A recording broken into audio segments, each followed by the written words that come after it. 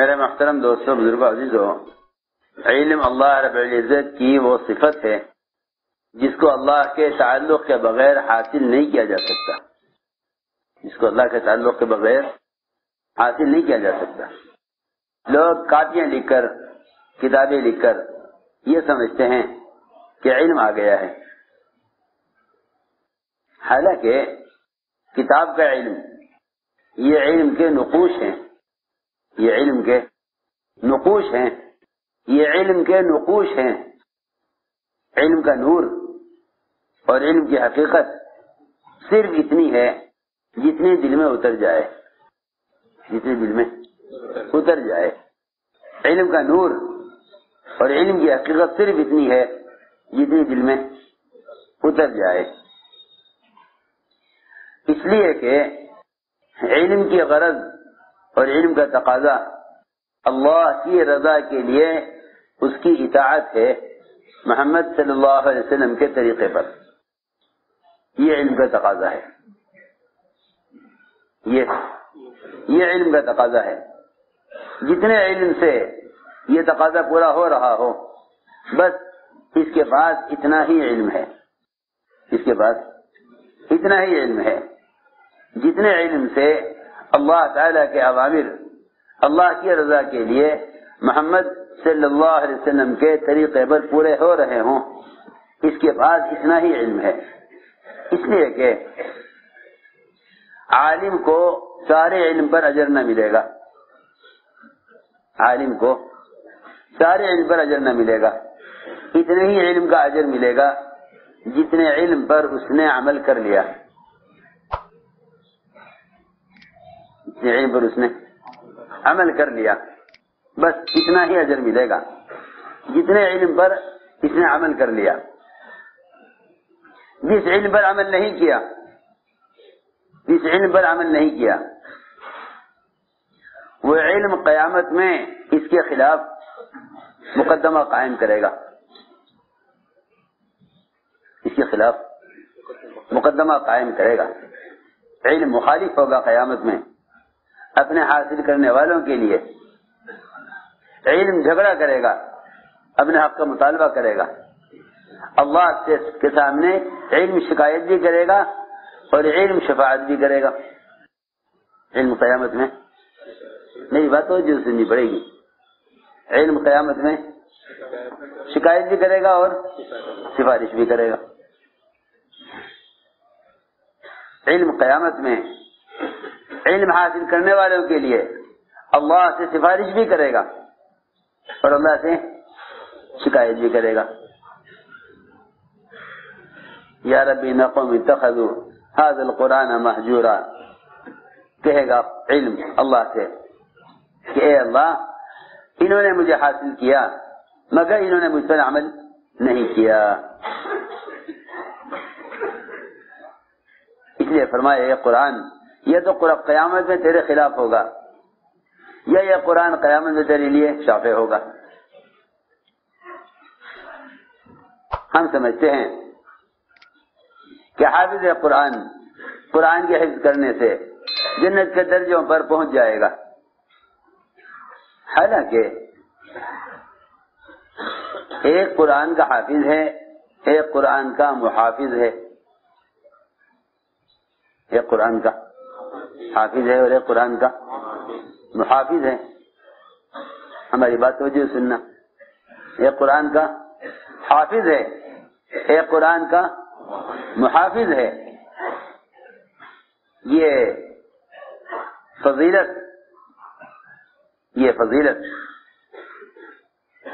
فضیلت کہ جنت کے اعلیٰ درجے پر قرآن پہنچائے گا، یہ فضیلت اور یہ وعدہ قرآن کے محافظ کے لیے ہے، قرآن کے محافظ کے لیے ہے۔ میری بات توجہ چاہے گی بہت، یہ وعدہ قرآن کے محافظ کے لیے ہے۔ کیا مطلب ہے محافظ کا؟ کہ یہ وعدہ اس شخص کے لیے ہے جو قرآن کے ایک ایک حکم کی حفاظت کرے عمل کے ذریعے سے، اس لیے کہ قرآن کا محافظ وہ ہے جو قرآن کی اطاعت کرے، قرآن کا حافظ ہم اسے سمجھتے ہیں جو ایک رات میں پورا قرآن بغیر دیکھے پڑھ دے. حضرت عائشہ فرماتی ہیں رضی اللہ عنہا کہ جو شخص ایک رات میں پورا قرآن پڑھ ڈالے اس نے قرآن پڑھا ہی نہیں ہے. اس نے قرآن پڑھا ہی نہیں ہے. حضرت عائشہ فرماتی ہیں رضی اللہ عنہا جو شخص ایک رات میں پورا قرآن بغیر دیکھے پڑھ دے اس نے قرآن پڑھا ہی نہیں ہے. کیوں؟ فرماتی ہیں کہ قرآن کے حفظ کرنے اور قرآن کے پڑھنے کی حقیقت تو مجھ سے پوچھو. حضرت عائشہ فرماتی کہ وہ مجھ سے پوچھو کہ قرآن کا پڑھنا کیا ہے. میں بتلاؤں گی کہ قرآن کے پڑھنے کی مسنون کیفیت اور قرآن کے پڑھنے کا سنت طریقہ کیا ہے. فرماتی ہیں کبھی کبھی حضور اکرم صلی اللہ علیہ وسلم کو ایک ہی آیت پر پوری رات گزر جاتی تھی. ایک ہی آیت پر پوری رات گزر جاتی تھی. ایک آیت پر پوری رات گزر جاتی. کیفیت یہ ہوتی جہاں وعدے کی آیت آتی وہاں آپ اللہ سے دعا اور امید کرتے, جہاں وعید کی آیت آتی وہاں اللہ کے عذاب سے پناہ مانگتے, جہاں سوال کی آیت آتی وہاں آپ کے سوال کی کیفیت ہوتی, وہاں آپ کی سوال کی کیفیت ہوتی. تو عائشہ فرماتی ہیں جس نے ایک رات میں پورا قرآن پڑھ دیا بغیر دیکھے اس نے قرآن نہیں پڑھا. اس لیے کہ قرآن کا یہ محافظ نہیں حافظ ہے. قرآن کا یہ محافظ نہیں حافظ ہے. اگر اس کے قرآن میں اور اس کے قرآن کے یاد کرنے میں ایمان اور اخلاص اور اطاعت نہیں ہے تو یہ قرآن کو ہی بیچ ڈالے گا. قرآن کو ہی بیچ ڈالے گا. قرآن کو ہی بیچ دے گا. قرآن کو ہی بیچ دے گا. وہ یہ کوشش کرے گا کہ مجھے اس قرآن کے ذریعے سے دنیا حاصل ہوتی ہے یا نہیں. اس لیے کہ جو قرآن سے عمل کے ذریعے آخرت کا ارادہ نہیں کرے گا وہ اس قرآن سے دنیا کا ارادہ کرے گا. قرآن سے دنیا کا ارادہ کرے گا. تراجیح کو بیچے گا. تراجیح کو بیچے گا. تراویح کو بیچے گا کہ میں قرآن سنا دوں گا, بتاؤ مجھے کیا ملے گا. بتاؤ مجھے آپ میں آئے گا وہ زمانہ کہ لوگ قرآن کو بیچیں گے. لوگ قرآن کو بیچیں گے. یہ لوگ قرآن کو بیچیں گے. اتنی سخت وعیدیں ہیں, اتنی سخت وعیدیں ہیں قرآن کو بیچنے پر کہ وہ قرآن سنائیں گے اجرت لے کر یا قرآن سکھلائیں گے اجرت کی بنیاد پر. تو میں نے عرض کیا کہ سب سے بنیادی بات یہ ہے, سب سے بنیادی بات یہ ہے کہ علم یہ تو اندر کے تاثر کا نام ہے کہ آدمی اندر کے تاثر سے علم کو حاصل کرے. آدمی اندر کے تاثر سے علم حاصل کرے.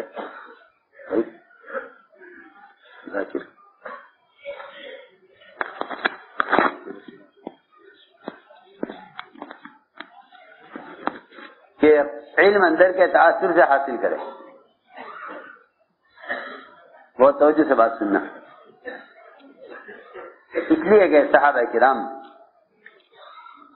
علم اندر کے تاثر سے لیتے تھے. میں نے ایک بات عرض کی تھی کہ ایک دل کا علم ہے, ایک زبان کا علم ہے, ایک علم کے نقوش ہیں, اس کے حال پر رحم کرو. ایک علم کے نقوش ہیں ایک علم کا. اے بھائی اٹھ جاؤ یہاں سے اٹھ جاؤ, آپ وہاں جا کے لیٹو, اوپر کھڑے ہو جاؤ, یہاں سے اٹھ جاؤ. غفلت نہ پیدا کرو. جسے نیند آ رہی ہو جا کے لیٹ کے سو جاوے.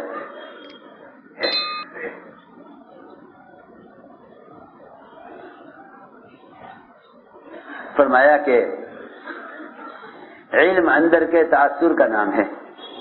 صحابہ کرام آپ صلی اللہ علیہ وسلم کی مجلس سے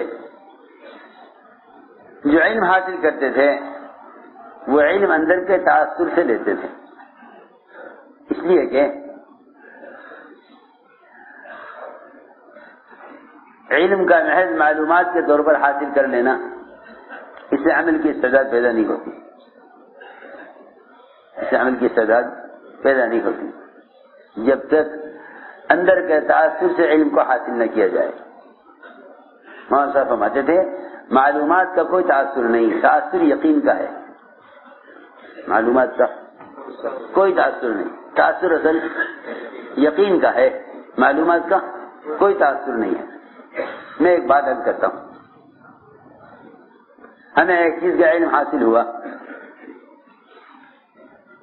ایک چیز کا علم حاصل ہوا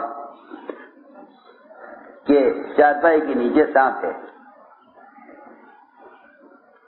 سارا انتظام کیا اس کو مارنے کے لیے, سب گھر والے باہر نکل آئے.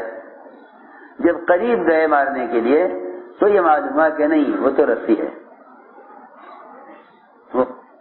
وہ رسی ہے. اس کے رسی کا ہونا یہ یقینی علم ہے,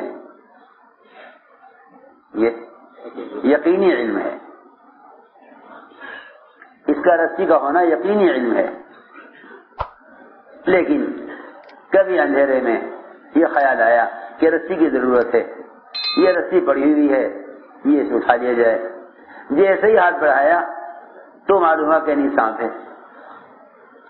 اس وقت جس قوت سے اپنے آپ کو بچائے گا اور جس کی دل کی کیفیت ہوگی یہ یقینی علم ہے, یہ یقینی علم ہے. اس لیے کہ اس رسی کو سانپ سمجھ کر, رسی کو سانپ سمجھ کر جو علم حاصل ہوا ہے وہ یقینی ہے, اور سانپ کو رسی سمجھ کر جو علم حاصل ہوا وہ یقینی ہے. میری بات توجہ سے سننا, اس اندر کے تاثر کا نام علم ہے. اس اندر کے تاثر کا نام علم ہے کہ آپ کے دل کی کیفیت کیا ہوئی, آپ کے دل کی کیفیت کیا ہوئی. جیسے ہی معلوم ہوا کہ یہ تو رسی ہے, سارا خوف, ساری دہشت سب ختم ہو گئی. اور جیسے معلوم ہوا کہ نہیں یہ رسی نہیں سانپ ہے, ہم صاحب فرماتے تھے اگر اس علم کے ذریعے جنت کا اور دوزخ کا اور عذاب قبر کا ایسا یقین ہو جائے, ایسا یقین ہو جائے, کیونکہ علم یقین کا نام ہے, علم یقین کا نام ہے, علم یقین کا نام ہے. معلومات کا تعلق دماغ سے ہے, معلومات کا تعلق دماغ سے ہے, علم کا تعلق دل سے ہے, علم کا تعلق دل سے ہے, معلومات کا تعلق دماغ سے ہے. یہی وجہ ہے کہ دماغ کے علم پر زبان چلے گی, دماغ کے علم پر زبان چلے گی, اور دل کے علم پر سارے اعضاء چلیں گے. دل کے علم پر سارے اعضاء چلیں گے. سارے اعضاء قلب کے تابع ہیں, سارے اعضاء قلب کے تابع ہیں. اسی حدیث میں فرمایا کہ علم دو قسم کا ہے, زبان کا اور دل کا. یہ زبان کا علم یہ تو ابن آدم کو, یہ ابن آدم کے لیے مصیبت بنے گا, اور دل کا علم انسان کو نفع دے گا. تو میں نے عرض کیا کہ علم اندر کے تاثر کا نام ہے, علم اندر کے تاثر کا نام ہے کہ آیا اس علم سے علم حاصل کرنے والا متاثر ہے یا نہیں. میں عرض کرتا ہوں حضور اکرم صلی اللہ علیہ وسلم کی مجلس میں حلقہ لگا ہوا تھا علم کا. آپ نے فرمایا وقودها الناس والحجارہ اعدت للکافرین، کہ جہنم کا ایندھن لوگ اور پتھر ہیں، جہنم کا ایندھن لوگ اور پتھر ہیں۔ ایک صحابی بیٹھے ہوئے تھے حلقے میں، انہوں نے عرض کیا کہ یا رسول اللہ جہنم کے پتھر اتنے بڑے بڑے ہوں گے کہ حجارت الدنیا، دنیا کے پتھروں کی طرح؟ آپ فرمایا نہیں، جہنم کا ایک پتھر دنیا کے سارے پہاڑوں سے زیادہ بڑا ہے۔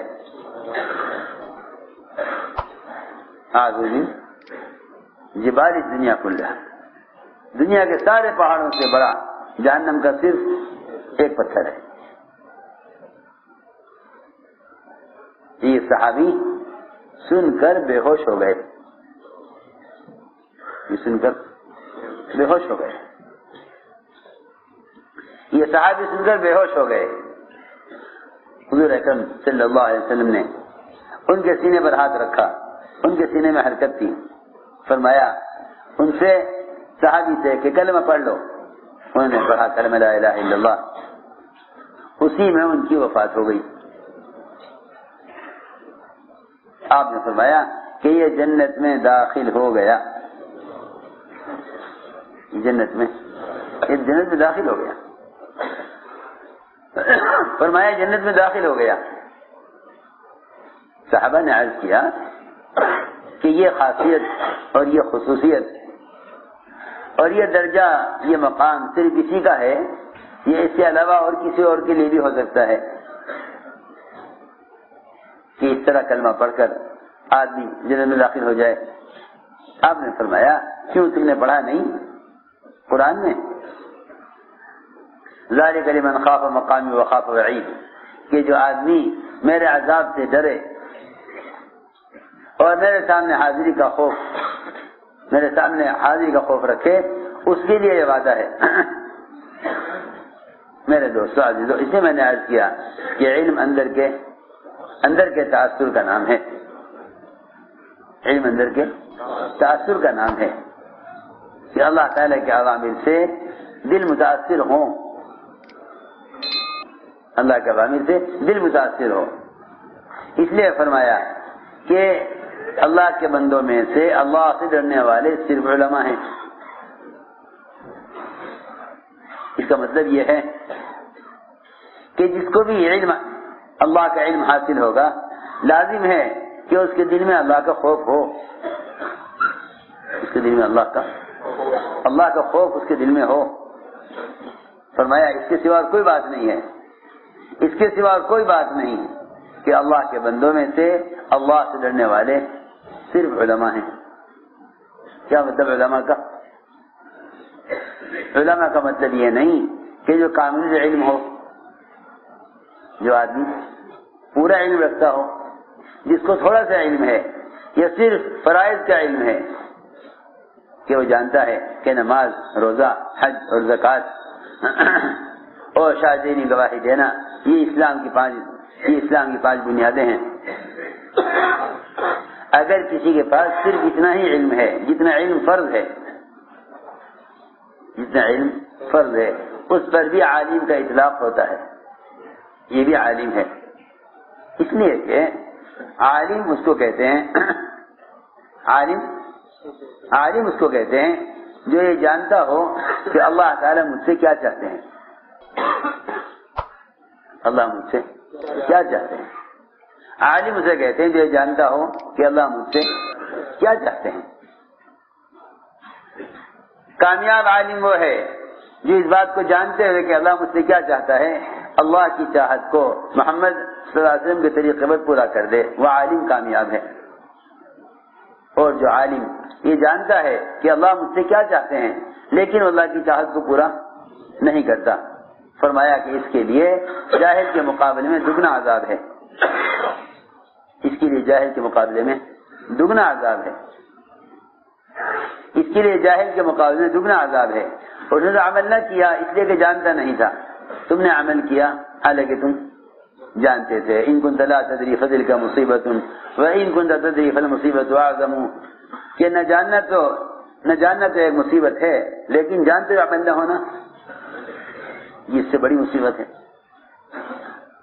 یہ اس سے بڑی مصیبت ہے، جانتے ہوئے عمل نہ ہونا اس سے زیادہ بڑی مصیبت ہے۔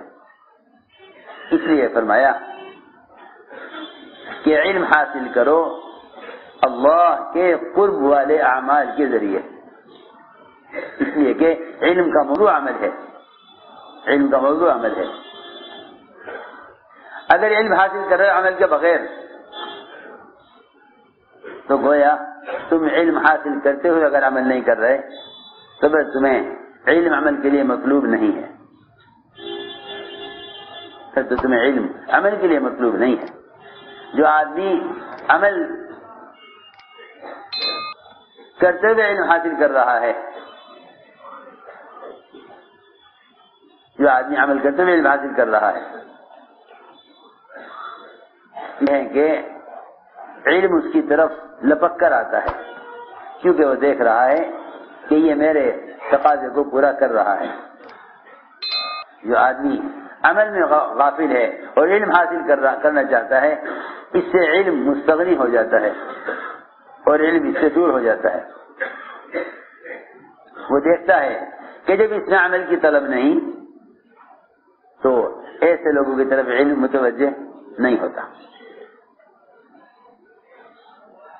میں نے عرض کیا کہ علم کی غرض عمل ہے، اگر علم حاصل کر رہا ہے عمل کے بغیر، علم حاصل کر رہا ہے عمل کے بغیر، تو پھر یہ علم کا موضوع نہیں ہے، یہ علم کا موضوع نہیں ہے، یہ علم کا موضوع نہیں ہے کہ آدمی علم حاصل کرے عمل کے بغیر۔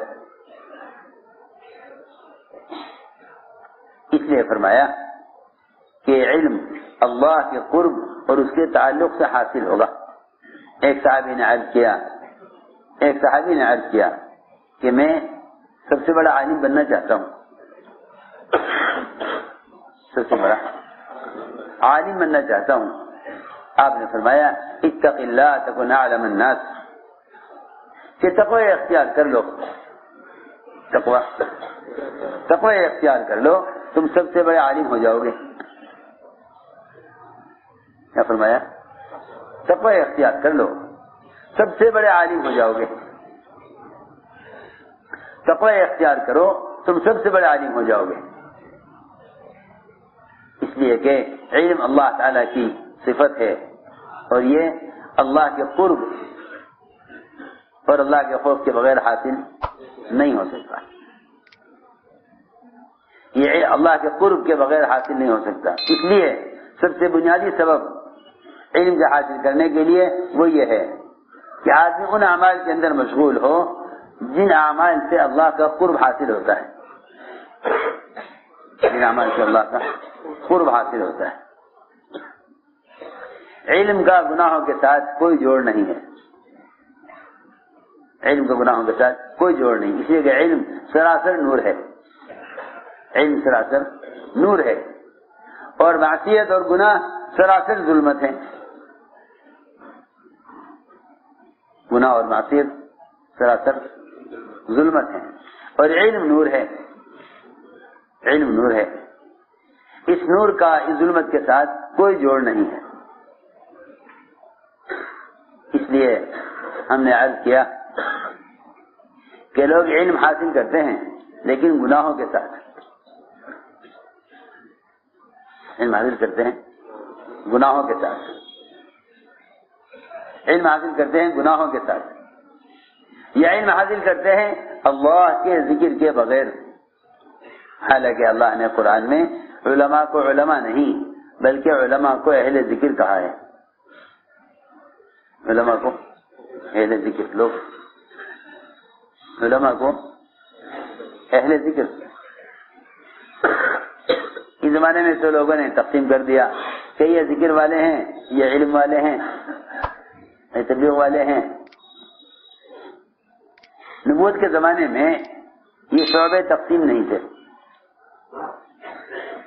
یہ شعبے تقسیم نہیں تھے، میں کچھ عام بات کر رہا ہوں، یہ شعبے تقسیم نہیں تھے، یہ 3 قسم کی جماعتوں کا نام نہیں تھا۔ اللہ اکبر، ایک فرد اس سے تینوں چیزیں مطلوب تھی کہ علم بھی حاصل کرو، اس علم کی دعوت بھی دو، اور اس علم کو پر عمل بھی کرو، اس علم پر عمل بھی کرو۔ یہ تینوں چیزیں ایک فرد سے مطلوب تھی۔ علم بھی حاصل کرو، اس علم کے ذریعے اللہ کو یاد رکھو، اس علم کے ذریعے اللہ کو یاد رکھو، اور دوسروں کو اس کی دعوت دو۔ یہ تینوں چیزیں ایک فرد سے مطلوب تھی، جو تین چیزیں تین جماعتوں میں تقسیم کر دی کہ ایک جماعت ذاکرین کی، ایک جماعت علماء کی، ایک جماعت تبلیغ والوں کی۔ یہ چیزیں تقسیم نہیں تھی، بلکہ تینوں چیزیں ایک فرد سے مطلوب تھی۔ اس لیے قرآن نے اہل ذکر کہا علماء کو، فَاسْأَلُوا أَهْلَ الذِّكْرِ إِن كُنتُمْ لَا تَعْلَمُونَ، پوچھو علماء سے، یعنی اہل ذکر کہا علماء کو۔ کیا مطلب ہے اس کا؟ کہ اس کا مطلب یہ ہے کہ علم سے زیادہ، علم سے بڑھ کر اللہ کو یاد کرنے کا اور کوئی ذریعہ نہیں۔ علم سے بڑھ کر اللہ کو یاد کرنے کا، سنو تو صحیح، علم سے بڑھ کر اللہ کو یاد کرنے کا اور کوئی ذریعہ نہیں۔ سب سے بڑا ذریعہ اللہ کو یاد رکھنا وہ علم ہے۔ کیوں؟ اس لیے کہ آپ تسبیح پڑھیں گے، ذکر کریں گے تو 10 منٹ 20 منٹ آدھا گھنٹہ ذکر کر لیں گے، لیکن 24 گھنٹے کی زندگی ہے، 24 گھنٹے کی زندگی ہے، اس میں آنکھ کا علم، کان کا علم، شرمگاہ کا علم، ہاتھوں کا پیروں کا علم، اس 24 گھنٹے کی زندگی میں سیدھے ہو کے بیٹھو آگے بڑھ کے۔ اس 24 گھنٹے کی زندگی میں سنو، اس 24 گھنٹے کی زندگی میں کہاں ہو، کسی شرم کی بات ہے، اس 24 گھنٹے کی زندگی میں دیکھنا پڑے گا کہ تمہارے سر سے لے کر پیر تک جو اعضاء ہیں وہ کس اعتبار سے استعمال ہو رہے ہیں، کس اعتبار سے استعمال ہو رہے ہیں۔ 24 گھنٹے کی زندگی میں دیکھنا پڑے گا کہ تمہارے اعضاء کس اعتبار سے استعمال ہو رہے ہیں۔ صرف تسبیح کا پڑھ لینا ذکر نہیں ہے، بلکہ اگر نامحرم کی جب نظر اٹھے، ان نظر کو فوراً ہٹا دے تو یہ آنکھ کا ذکر ہے۔ زبان کو غیبت سے، جھوٹ سے، بہتان سے بچا کر رکھے، یہ ذکر ہے۔ یہ نہیں کہ ذکر کر لیا اب غیبت کر لے، اس لیے کہ کتابوں کا یاد کرنا علم نہیں ہے، بلکہ انسان کے جسم کے اعضاء سے عمل کا ظاہر ہونا علم ہے۔ انسان کے جسم کے اعضاء سے عمل کا ظاہر ہونا علم ہے۔ کتاب کا یاد ہو جانا علم نہیں ہے۔ سر سے لے کر پیر تک اعضاء انسانی سے اللہ کے احکام عملی طور پر ظاہر ہوں، اس کو علم کہتے ہیں۔ اس لیے کہ ہر آدمی کا علم اور جہل اس کے عمل سے ظاہر ہوتا ہے۔ یہ تو نہیں کہ آپ آنکھ بند کر کے کتاب سنا دیں تو کہا جائے کہ ہاں آپ عالم ہیں۔ وہ تو یہ دیکھنا پڑے گا، ایک آدمی وضو غلط کر رہا ہے، آپ دیکھ کر کہیں گے یہ جاہل ہے، آپ دیکھ کر کہیں گے یہ جاہل ہے۔ ایک آدمی وضو غلط کر رہا ہے، آپ دیکھ کر کہیں گے یہ جاہل ہے، وضو کرنا نہیں آتا۔ یہ نہیں پوچھا جائے گا اس سے کہ آپ نے وضو کا علم حاصل کیا یا نہیں کیا، یا آپ کتنے بڑے عالم ہیں۔ نہیں، ہر شخص کا جہل اور اس کا علم صرف اس کے عمل سے ہی ثابت ہوگا، اس کے عمل سے ثابت ہوگا، ورنہ علم نظرانے والی چیز نہیں ہے، علم نظرانے والی چیز نہیں ہے۔ میں نے عرض کیا کہ یہ علم اللہ تعالیٰ کی صفت ہے، اس کا گناہوں کے ساتھ کوئی جوڑ نہیں ہے۔ لہذا پہلا کام یہ ہے کہ وہ اعضاء اور ذرائع جن کے ذریعے علم حاصل کیا جاتا ہے، آنکھ ہے، کان ہے، آدمی سن کر، دیکھ کر، پڑھ کر علم حاصل کرے، ان اعضاء کو گناہوں سے بچانا علم کا حاصل کرنے کے لیے سب سے بنیادی شرط ہے، اس لیے کہ اللہ تعالیٰ نے جو امتیازی شان دی ہے وہ امتیازی شان علماء کو دی ہے۔ قیامت میں بھی علماء اونچے منبر پر ہوں گے، الگ پہچانے جائیں گے۔ دو قسم کے لوگوں کو قیامت میں سارے عام انسانوں سے الگ پہچانا جائے گا، ایک مؤذنین کو، دوسرے علماء کو۔ علماء نور کے منبر پر اونچے ٹیلے پر ہوں گے، اونچے ٹیلے پر ہوں گے، لوگ سب دیکھیں گے یہ علماء ہیں۔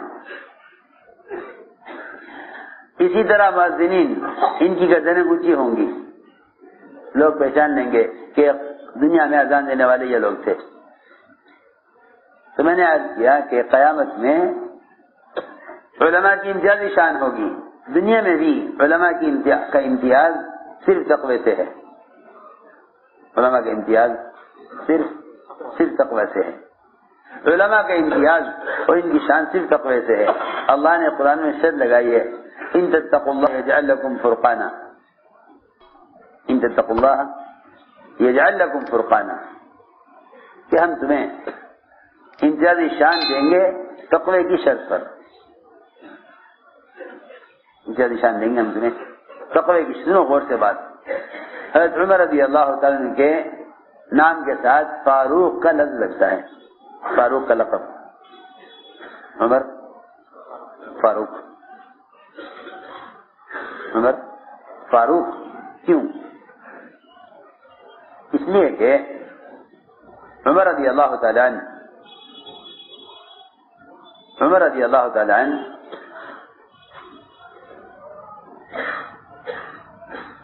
ان کا علم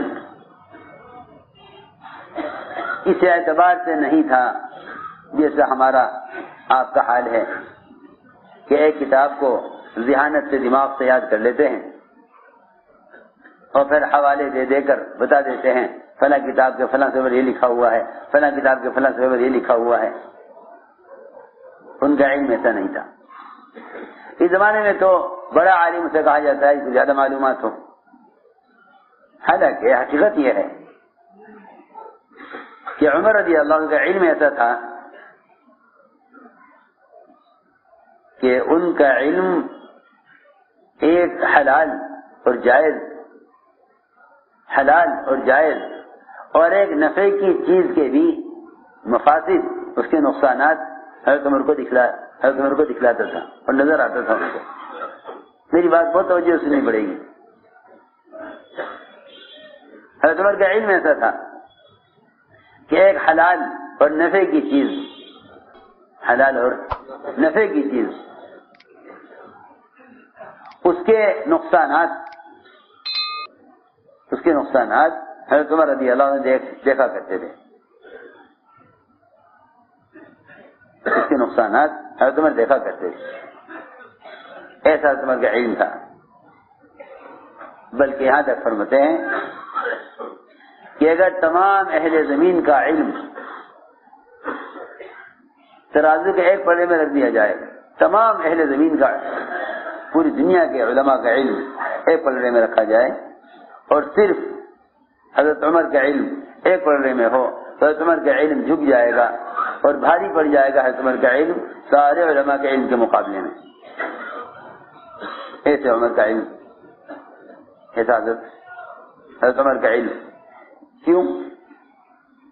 اس لیے کہ ان کا علم اس بات کو واضح کر دیتا تھا، کھول دیتا تھا کہ کیا چیز مناسب ہے، کیا چیز نامناسب ہے۔ 20 سے زیادہ موافقات عمر ہیں جس میں اللہ تعالیٰ نے حضرت عمر کے کہنے کے مطابق، حضرت عمر کی چاہت کے مطابق آسمان سے حکم نازل کیا۔ میں نے عرض کیا نا کہ عمر فاروق صحیح غلط، مناسب نامناسب، مفید اور مضر، نقصان اور نفع دینے والی شکلوں کو تقسیم کرنا، آج کے زمانے میں بھی بات یہی ہے کہ جو آدمی علم کو اللہ کے تعلق کے ذریعے حاصل کرے گا وہ صحیح اور غلط میں تمیز کر سکے گا۔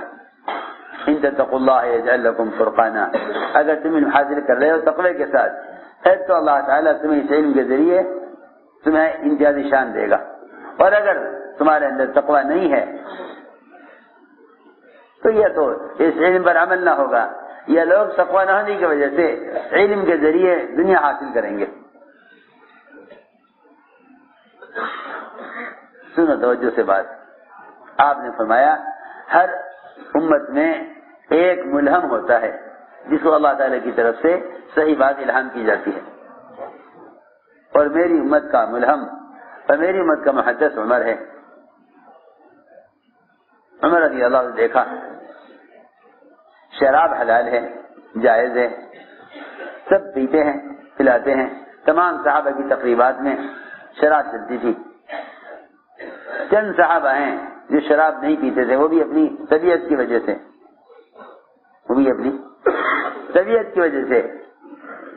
لیکن عام طور سے شراب پی جاتی تھی۔ حضرت عمر نے آ کر عرض کیا کہ اے رسول اللہ شراب حرام کرا دیجیے، شراب حرام کرا۔ اے عمر میں کیسے حرام کرا دوں اس چیز کو، اللہ نے جس کو حلال کیا ہے، اللہ نے جس کو حلال کیا میں کیسے حرام کرا دوں؟ کہ نہیں جی شراب حرام کرا دیجیے۔ کہ عمر میں کیسے حرام کروں اس چیز کو، اللہ نے حلال کیا ہے؟ کہ اس کا شراب کے نشے کی وجہ سے اور اس کو پینے کے بعد اس کا دماغ پر اثر باقی رہ جاتا ہے نشے کا، اس سے نمازیں خراب ہو رہی ہیں۔ دیکھو میری بات توجہ سے سننا، آج بھی یہی بات ہے۔ ہر وہ چیز جس سے نمازیں، عبادت، ذکر اور تلاوت اور یہاں تک کہ علم کے حاصل کرنے میں جو چیزیں غفلت پیدا کریں ان سے بچنا آج بھی اسی طرح ضروری ہے علم کو حاصل کرنے کے لیے اور اللہ کا قرب حاصل کرنے کے لیے اور عبادات میں صفت احسان اور اللہ کا دھیان باقی رکھنے کے لیے ان چیزوں سے آج بھی اس طرح بچنا ضروری ہے۔ عمر رضی اللہ تعالیٰ عنہ یہ نہیں دیکھ رہے کہ شراب کا پینا جائز ہے اور حلال ہے، یہ نہیں دیکھ رہے کہ جب حلال ہے تو پیو، یہ دیکھ رہے اس حلال کے نقصانات کیا ہیں، اس حلال کے نقصانات کیا ہیں۔ ہمارا حال تو یہ ہے کہ جو علم حاصل کر لیتے ہیں وہ یہ دیکھتے ہیں کہ ایک حرام چیز اس کے فائدے کیا ہیں، ایک حرام چیز کے فائدے کیا ہیں، دلائل تلاش کریں گے، کوشش کریں گے کہیں سے کوئی ایسا راستہ، کوئی ایسی دلیل، کوئی ایسا ثبوت مل جائے جس سے یہ حرام چیز حلال ہو جائے، حرام چیز حلال ہو جائے، تاکہ عام مسلمانوں کو سہولت ہو جائے۔ لوگ سہولت کے لیے نقصان کی چیزوں کو جائز کرنے اور حلال کرنے کی کوشش کریں گے۔ وہاں علم یہ تھا دور صحابہ میں کہ وہ علم سے کہتے تھے کہ وہ ایک حلال چیز کے مفاسد کے نقصانات کو دیکھ کر چاہتے تھے کہ یہ چیز حرام ہو جائے۔ چنانچہ عرض کیا کہ شراب حرام کرا دیجیے، لوگوں کی نمازیں خراب ہو رہی ہیں، آپس میں جھگڑے ہو رہے ہیں، لوگ نشے میں کسی کو نقصان کر دیتے ہیں۔ ادھر حضرت عمر کی چاہت ہوئی، ادھر آسمان کا حکم آ گیا کہ شراب حرام۔ ایسے ہی پردے کا حکم نازل کرائیے۔ اے عمر اللہ نے حکم نہیں دیا، میں کیسے حکم دوں پردے کا؟ کہ نہیں جی پردہ ہونا چاہیے۔ معاشرے میں غلط قسم کے لوگ آپ کے پاس آتے ہیں، منافقین، فاسق فاجر قسم کے لوگ، آپ کے ازواج مطہرات سامنے ہوتی ہیں، اچھا نہیں لگتا، بدکار قسم کے لوگ عورتوں کو دیکھیں، اللہ سے کہیے کہ پردہ نازل کر دیں۔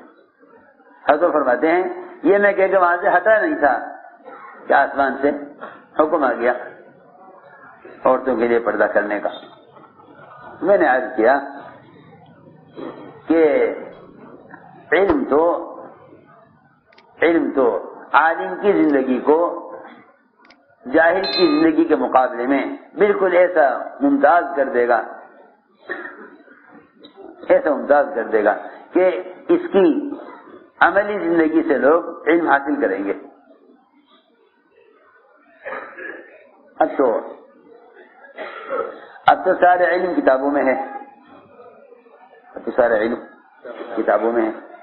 دور نبوت میں، دور صحابہ میں، دور خلافت میں علم کتابوں میں نہیں تھا، علم کتابوں میں نہیں تھا، علم کتابوں میں نہیں تھا۔ امام بخاری رحمۃ اللہ علیہ اپنے ساتھیوں کے ساتھ اپنے استاد سے علم حاصل کرنے کے لیے آتے تھے، قلم، کاغذ، دوات کچھ ساتھ نہیں ہوتا تھا، کچھ ساتھ نہیں ہوتا تھا۔ ساری احادیث اپنے استاد سے سنتے اور ایک حدیث کا متن، ایک حدیث کا مضمون، ایک حدیث کا الفاظ اور اس حدیث کی سند کس سے حدیث مروی ہے کچھ نہیں لکھتے تھے، کچھ نہیں لکھتے، کیونکہ علم کے باقی رہنے کے لیے، علم کے باقی رہنے کے لیے دو شرطیں ہیں، علم کے باقی رہنے کے لیے دو شرطیں ہیں۔ ایک تو جس حدیث کو سنو اس پر عمل کر لو، کیونکہ اللہ اکبر، جب بیواؤں پر، یتیموں پر اور پریشان حال لوگوں پر وہ مال خرچ کرنے سے بڑھ جاتا ہے جس مال سے اللہ کو نفرت ہے، تو جس علم پر عمل کیا جائے گا اور دوسروں کو پہنچایا جائے گا اس علم میں کتنا اضافہ ہونا چاہیے۔ اگر مال کو اس کے مصرف پر خرچ کیا جائے، اگر مال کو اس کے مصرف پر، مال اگر خرچ کیا جائے اس کے مصرف پر، جہاں مال خرچ کرنے کا حکم ہے، اگر مال وہاں خرچ کیا جائے تو اللہ مال اور دے دیتے ہیں، حالانکہ اللہ کو مال سے نفرت ہے۔ ارے سنو تو صحیح، اللہ کو دنیا مبغوض ہے، دین محبوب ہے، دنیا سے نفرت اور دین سے محبت۔ تو وہ دنیا جو اللہ کو مبغوض ہے، جب وہ دنیا اپنے مصرف پر خرچ کی جاتی ہے تو اللہ تعالیٰ اور دے دیتے ہیں خوش ہو کر۔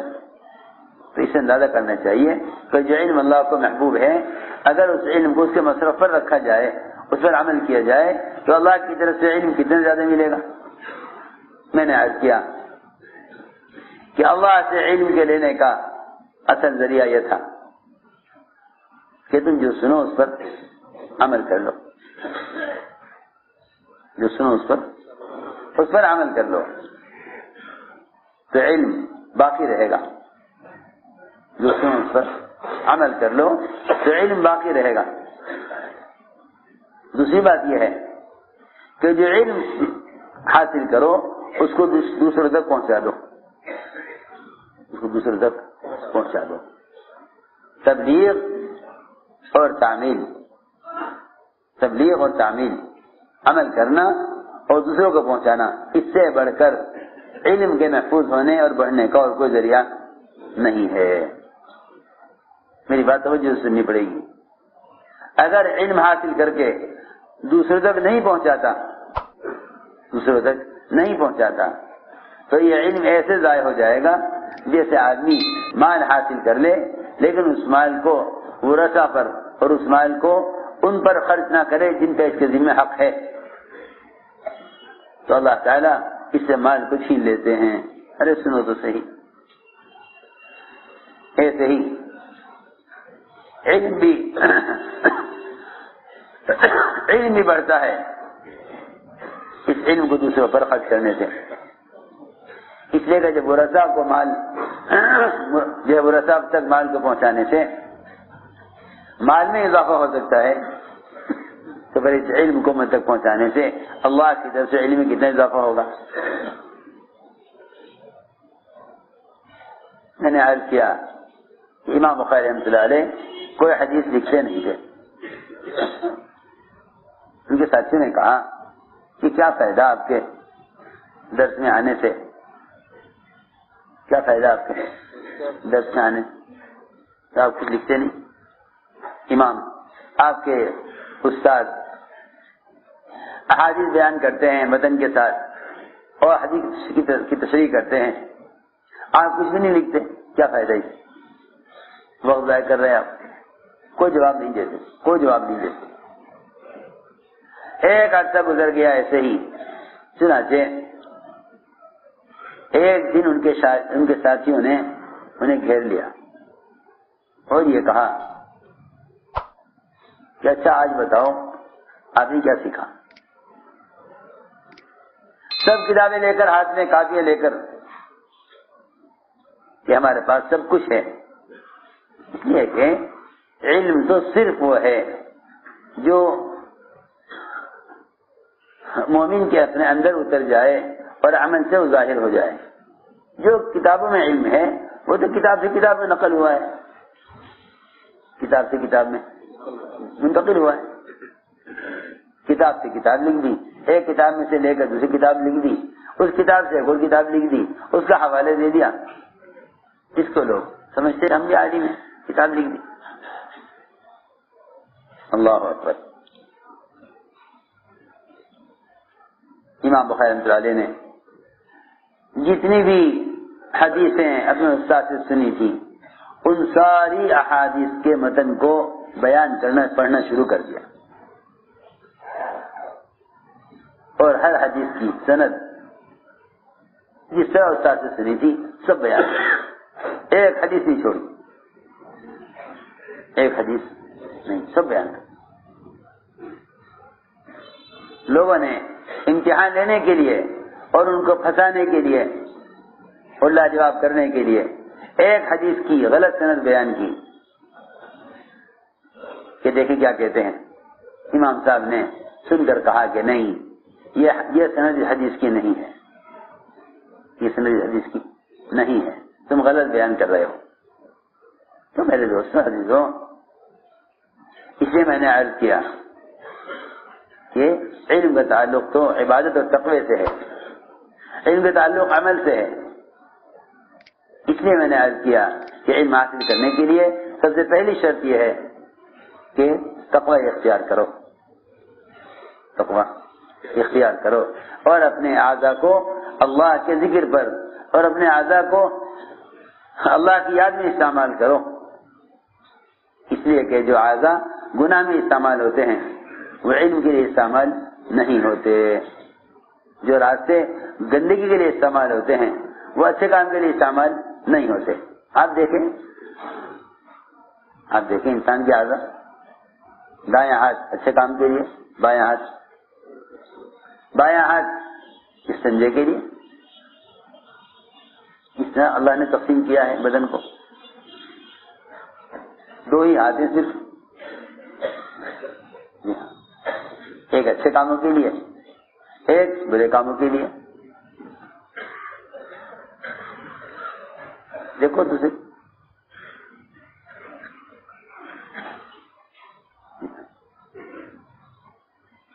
جب آنکھ کان زبان یہ تین اعضاء خاص طور پر گناہ کے لیے استعمال ہوتے ہیں تو پھر علم اس راستے سے نہیں آتا، اور یہی تین راستے علم کا حاصل ہونے کے ہیں، دل تک بات پہنچنے کے لیے یہی تین راستے ہیں۔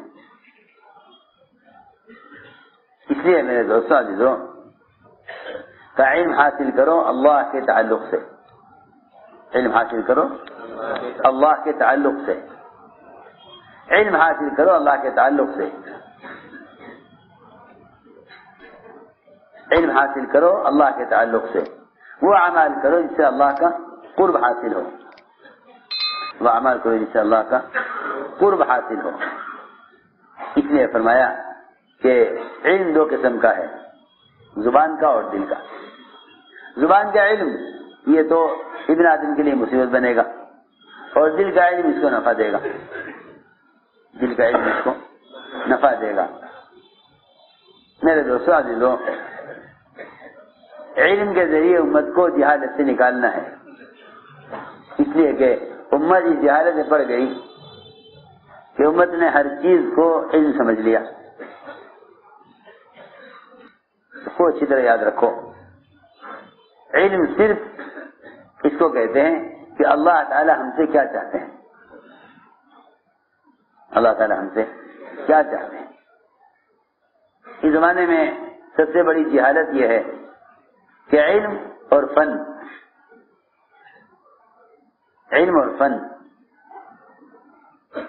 ان دونوں میں اس زمانے کے جاہلوں نے ان دونوں چیزوں کے درمیان فرق ختم کر دیا. کہتے ہیں یہ دنیاوی علم ہے، یہ دینی علم ہے. ارے سنو تو صحیح، اس زمانے کے جاہلوں نے کوشش کی اور بڑی کوشش کی، مسلمانوں کو دھوکہ دیا کہ اے مسلمانوں، صرف قرآن حدیث علم نہیں ہے، بلکہ سائنس ہے، ڈاکٹری ہے، بزنس ہے، مختلف قسم کی زراعت، مختلف قسم کی دنیا کی مختلف کانوں میں اور مختلف زمین کی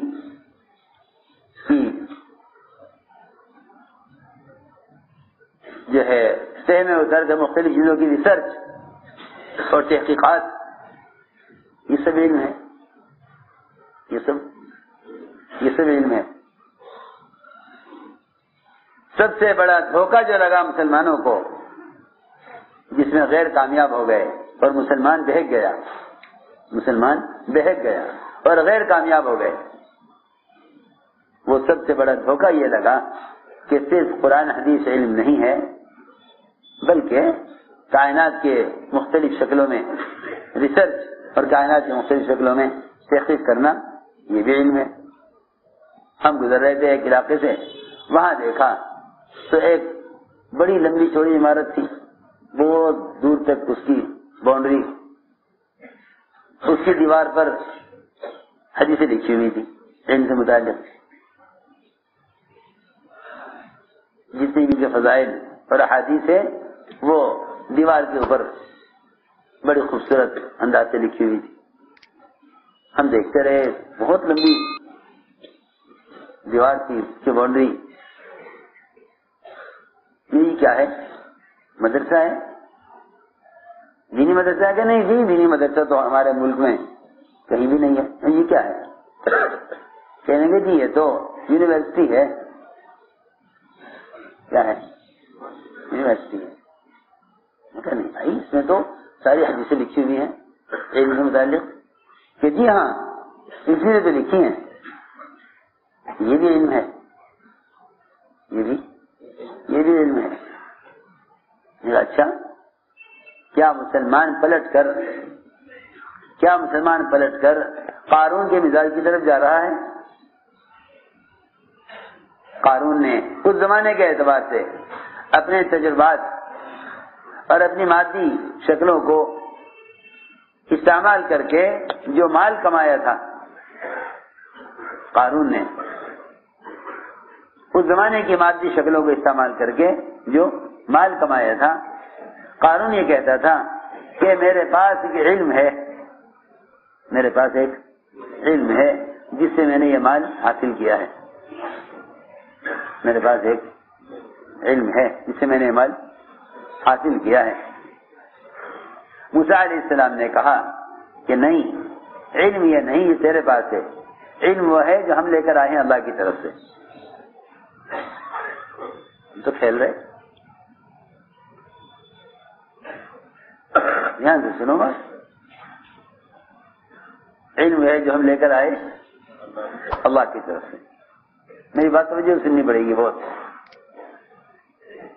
یہ جھگڑا ہر زمانے میں کفار اور انبیاء کے درمیان رہا ہے. کفار اور انبیاء علیہ السلام کہتے تھے علم وہ ہے جو ہم لائے ہیں. ابراہیم علیہ السلام نے یہی کہا اپنے بات کو، میں جو علم لے کر آیا ہوں وہ علم آپ کے پاس نہیں ہے، وہ علم آپ کے پاس نہیں ہے. یا ابتی انی قد جاءنی من علم ما لم یاتک. حالانکہ باپ آزر وزیر تھا، لیکن صاحب کہہ دیا ابراہیم علیہ السلام نے کہ آپ کے پاس جو وزارت کا علم ہے یہ جہل ہے، یہ جہل ہے. لوگ وکالت، وزارت، تجارت، سیاست، سائنس اس سب کو علم سمجھ کر اور اس خیال سے پڑھتے ہیں کہ دیکھو اللہ ہمیں اس سے بھی اجر دیں گے، اللہ اس سے بھی ہمیں اجر دیں گے. پھر تو اس کا مطلب یہ ہوا کہ سارے کفار، سارے اعدائے اسلام، ہر زمانے کی قومیں جو اللہ کے غیر کی پوجا میں لگی رہتی تھی، ان سب کے پاس بھی علم تھا، انہیں بھی کامیاب ہونا چاہیے تھا اس علم سے. لیکن ہر نبی نے آ کر اپنی قوم کو یہ سمجھایا، کہ علم وہ نہیں ہے جو تمہارے پاس ہے. دنیا کے مختلف چیزوں پر تجربہ کر کے ان سے منافع حاصل کرنا یہ علم نہیں ہے. کیونکہ بہت آسان بات ہے سمجھنا کہ سارا علم صرف قبر کے 3 سوالات سے متعلق ہے. 3 سوال قبر میں ہوں گے، 3 سوال قبر میں ہر ایک سے ہوں گے. رب کون ہے، ربوبیت کا علم، اس کو ایمان کہتے ہیں. شریعت کا علم، اس کو دوسرا سوال ہوگا دین کیا ہے، دین کا سوال یہ شریعت کا علم ہے. اور تیسرا سوال ہوگا کہ محمد صلی اللہ علیہ وسلم کو پہچانتے ہو یا نہیں. بس یہ اتباع سنت ہے. جو شخص دنیا میں ان 3 چیزوں پر عمل کر کے گیا ہے، قبر میں وہ جواب صحیح دے دے گا، قبر میں جواب صحیح دے دے گا. اور جو چیز ان 3 سوال سے متعلق نہیں ہے وہ علم نہیں ہے، وہ علم نہیں ہے. بس اس پر فیصلہ کرنا بہت آسان ہے کہ قبر میں نہیں پوچھا جائے گا کہ آپ نے تجارت میں کیا بزنس کیا، آپ نے زراعت میں کتنی زمینیں تیار کی. بالکل نہیں، کیونکہ جو چیز علم نہیں اس کو قبر میں سوال نہیں، جو چیز علم نہیں اس کو قبر میں سوال بھی نہیں. قبر میں سوال صرف علم کے بارے میں ہے، ربوبیت کا علم، شریعت کا علم، سنت کا علم. فرماتے تھے کہ قبر میں زبان یقین پر چلے گی، معلومات پر نہیں چلے گی. قبر میں زبان یقین پر چلے گی، معلومات پر نہیں چلے گی. جتنے بھی اللہ مجھے معاف فرمائے PhD کر کے جانیں گے نا، یہ بھی کہہ دیں گے ہاں لا ادری، ہم نہیں جانتے. کیوں؟ تم سے دنیا میں بہت جانتے تھے، خوب بیان کرتے تھے، خوب حوالے دیتے تھے، اب کیوں نہیں جانتے؟ اس لیے کہ قبر میں زبان یقین اور عمل پر چلے گی، یقین اور عمل پر چلے گی، معلومات پر قبر میں زبان نہیں چلے گی. آخرت کا معاملہ یہ ہے کہ آخرت میں اللہ تعالی زبان پر مہر لگا دیں گے اور سارے اعضاء سے براہ راست کارگزاری سنیں گے. وہاں یہ سوال نہیں ہوگا کہ آپ کے پاس کتنا علم ہے. اس لیے بات سب کے ذہن میں رہے کہ جنت کا درجہ علم سے نہیں ملے گا، جنت کا درجہ علم سے نہیں ملے گا. اگر یوں سوچ کر بھی زیادہ معلومات حاصل کرے کہ جتنا علم زیادہ ہوگا جنت میں اتنا اونچا درجہ ہوگا، یہ بھی کہیں نہیں ملے گا. اس لیے کہ اگر علم برائے علم ہوتا پھر تو جنت کا درجہ بڑھ جاتا. علم برائے علم ہے نہیں، علم برائے عمل ہے.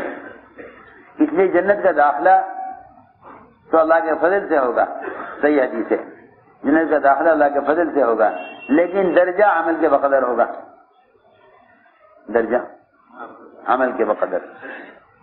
داخلہ عمل سے نہیں ہوگا، داخلہ فضل سے ہوگا اور درجہ عمل سے ہوگا، درجہ عمل سے ہوگا. یہ بات ہرگز نہیں ہے کہ جتنا بڑا عالم اس کا درجہ جنت میں اتنا اونچا ہو، یہ نہیں ہوگا. کیونکہ مرنے کے بعد علم کے بارے میں سوال ہی نہیں ہے، مرنے کے بعد عمل کے بارے میں سوال ہے، مرنے کے بعد عمل کے بارے میں سوال ہے. کس سے پلنے کا یقین لے کر آئے ہو، عمل کیا کیا ہے. محمد صلی اللہ علیہ وسلم کو وہی پہچانے گا جو جتنا زیادہ اتباع سنت پر ہوگا.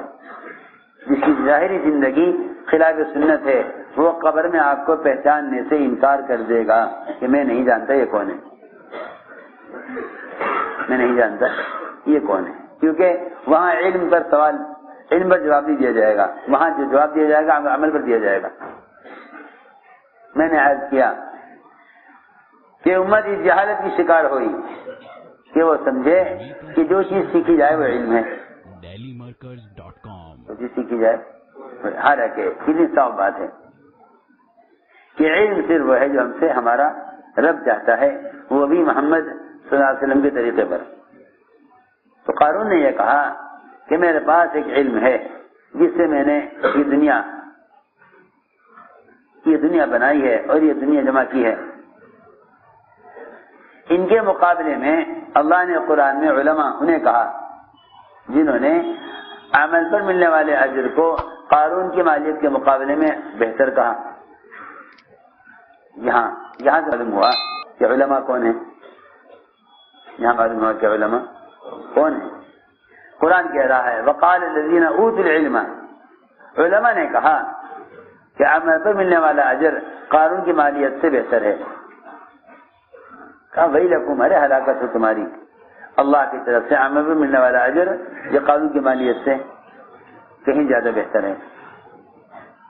میرے دوستوں عزیزوں، امت اس جہالت کی شکار ہو چکی کہ وہ قرآن اور حدیث کے علاوہ بھی دنیا کے فنون کو علم کا درجہ، علم کا اجر، علم کا احتساب دنیا کے فنون میں کرنے لگی ہے۔ ہم سمجھتے تھے وزارت زراعت، تجارت، ڈاکٹری، یہ جتنے بھی دنیا پھیلے ہوئے فنون ہیں اس کا علم سے کوئی تعلق نہیں، یہ سب کا سب جہل ہے، سب کا سب جہل ہے۔ آپ بتائیے اگر ڈاکٹر کو سورہ فاتحہ نہیں آتی تو آپ عالم کہیں گے جاہل کہیں گے؟ کتنا بھی بڑا فنکار ہو لیکن آپ عالم نہیں کہہ سکتے، اس لیے کہ علم صرف اس بات کی تحقیق کا نام ہے کہ اللہ ہم سے کیا چاہتے ہیں۔ ایک مرتبہ عمر رضی اللہ تعالیٰ کو خیال ہوا کہ قرآن بھی سمجھ لیا اور آپ جانتے ہیں کہ عمر کا علم، حدیث بھی سمجھ لی، سب سے زیادہ آپ منشا کو پہچاننے والے عمر، خیال یہ ہوا کہ معلوم ہونا چاہیے کہ اللہ تعالی نے موسیٰ علیہ السلام پر کیا علم نازل کیا تھا، موسیٰ علیہ السلام پر کیا علم نازل کیا تھا۔ یہ خیال آیا، توریت پڑھی، عمل کے لیے نہیں، صرف جاننے کے لیے، معلومات کے لیے، عمل کے لیے نہیں بلکہ صرف جاننے کے لیے، معلومات کے لیے کہ موسیٰ علیہ السلام پر اللہ نے کیا علم نازل کیا تھا۔ حالانکہ موسیٰ علیہ السلام پر نازل ہونے والا علم تھا، توریت مستقل احکام دیے اللہ نے، اس کو حاصل کیا عمر رضی اللہ تعالیٰ عنہ نے، اس کے چند اوراق ہاتھ میں لے کر مسجد میں آئے، میں عمر ہاتھ میں کیا ہے، اس کے لیے توریت کا علم ہے، اور ہم نے صرف یہ جاننے کے لیے کہ اللہ نے موسیٰ علیہ السلام پر کیا احکام نازل کیے تھے، صرف معلومات کے لیے ہم نے اس کو پڑھا ہے۔ اتنا سنتے ہی حضور اکرم صلی اللہ علیہ وسلم کا چہرہ غصے سے آپ کا چہرہ بدل گیا، آپ سیدھے منبر پر گئے، آپ غصے میں تھے، اتنا غصہ تھا آپ میں، اتنا غصہ تھا کہ انصار میں اعلان ہو گیا کہ سب ہتھیار لے چلو، کسی نے اللہ کے نبی کو سخت تکلیف پہنچائی ہے، اعلان ہو گیا انصار میں، ہتھیار لے چلو، ہتھیار لے چلو، ہتھیار لے چلو۔ بہت بڑی بات پیش آ گئی ہے، کوئی ساری مسجد بھر گئی صحابہ سے، سب صحابہ ہتھیار لے کر مسجد میں جمع ہو گئے، کیا بات ہے، کیا بات ہے، کیا ہوا، کیوں غصہ آیا آپ کو؟ سارا غصہ حضرت عمر پر تھا کہ توریت کیوں پڑھی، سارا غصہ حضرت عمر پر تھا، توریت کیوں پڑھی.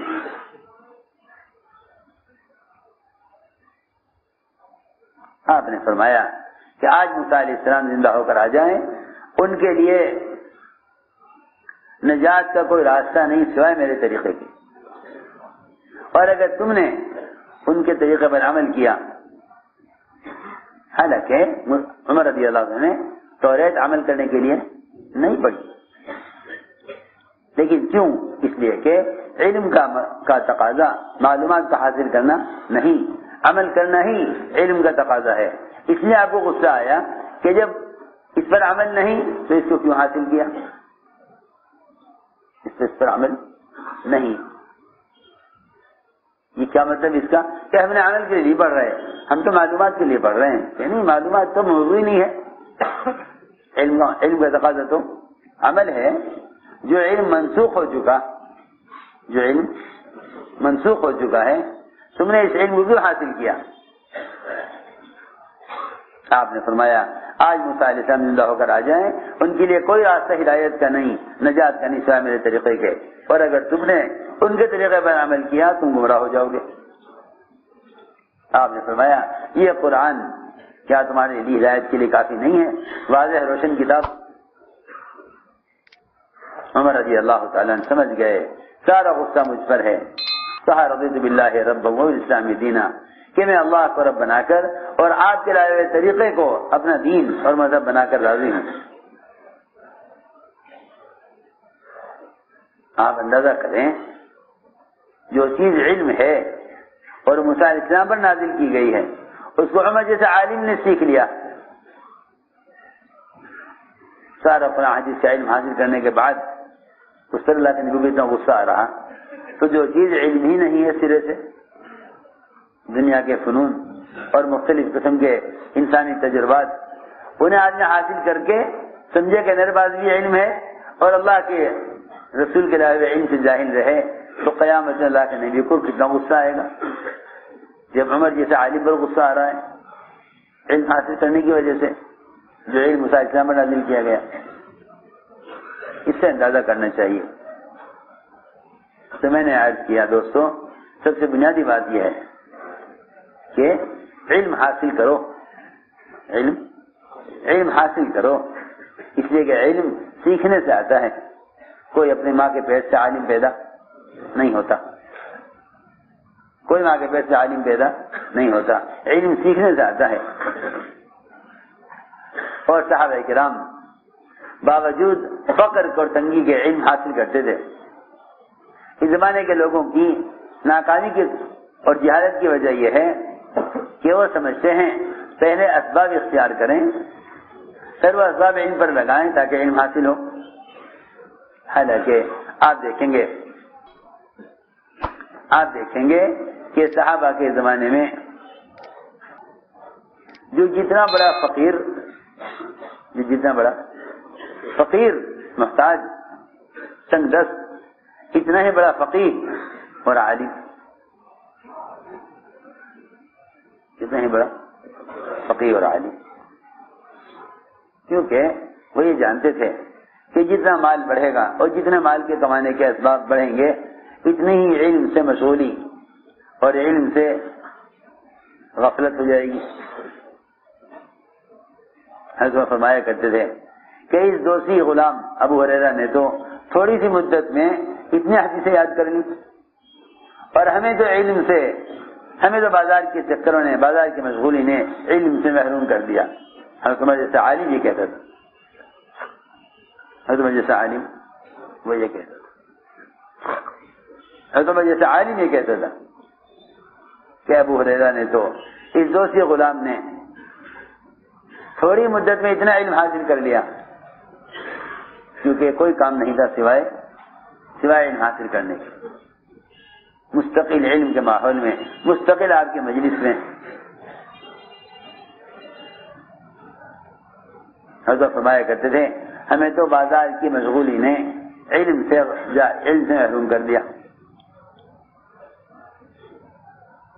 اور یہ دوسری غلام یہ سب کچھ چھوڑ کر علم حاصل کرنے میں لگا ہوا تھا، کیونکہ تھوڑا سا علم حاصل ہوتا ہے جب آدمی اپنے آپ کو پوری طرح علم کے حوالے کر دے۔ تو میں نے عرض کیا کہ دور صحابہ میں یہ بات نہیں تھی کہ پہلے مکان، دکان، کارخانہ، زمیندارہ کرو، پھر ان اسباب کے ذریعے علم حاصل کرو، بلکہ بھوکے سے بھوکا آدمی، فقیر سے فقیر آدمی علم کی طلب میں آیا کرتا تھا۔ ایک آدمی بہت دور سے چل کر آیا، سواری پر سوار، جب آپ کے قریب صحابہ آپ کے ساتھ تھے، جب وہ قریب پہنچنے لگا تو اچانک اس کی سواری بدک گئی اور وہ اونٹ سے گرا، اور گرتے ہی اس کی گردن ٹوٹ گئی اور اس کا انتقال ہو گیا۔ آپ نے فرمایا کہ یہ بھوک کے ساتھ علم طلب کرنے کے لیے آ رہا تھا، بھوک کے ساتھ علم طلب کرنے کے لیے آ رہا تھا۔ صحابہ نے عرض کیا کہ رسول اللہ، یہ تو اس نے تو آ کر کسی بھی بھوک کا ذکر نہیں کیا، آپ نے اس کے مرنے کے بعد اس کی بھوک کو کیسے پہچان لیا؟ یہ بھوکا تھا،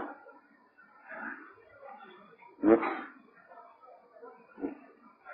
کی بھوک کو کیسے پہچان لیا؟ آپ نے فرمایا کہ جب اس کی روح نکلی تو جنت کی حوریں اس کے منہ میں لقمے دے رہی تھی۔ اس سے سمجھا میں کہ یہ بھوک کے ساتھ باوجود بھوک کے، یہ نہیں پہلے کھانا کھا لوں، پہلے کھانا کھا لوں، پہلے کھانے کا کمانے کا انتظام کر لوں، پہلے علم حاصل کر لوں گا، بلکہ اس بھوک کے ساتھ علم حاصل کرنے کے لیے آئے، اس بھوک کے ساتھ علم حاصل کرنے آئے، اس بھوک کے ساتھ علم حاصل کرنے کے لیے آئے۔ تو میرے دوستوں عزیزوں، میں نے عرض کیا کہ مادی اسباب سے علم کے حاصل ہونے کا کوئی تعلق نہیں، یہ مادی اسباب سے علم کا حاصل ہونے کا کوئی تعلق نہیں، بلکہ علم اللہ کے تعلق سے حاصل ہوتا ہے، علم اللہ کے تعلق سے حاصل ہوتا ہے،